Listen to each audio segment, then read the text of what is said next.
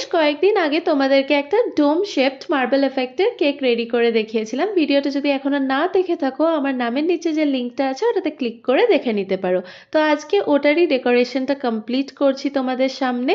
তো এই পাইপিং ব্যাগসে বিভিন্ন কালারের হুইপড ক্রিম রেডি করে নিয়ে তারপরে আমি এই কেকের ডেকোরেশনটা কমপ্লিট করলাম, আর তারপর স্ক্র্যাপারের সাহায্যে এই এফেক্টটা তৈরি করে নিলাম।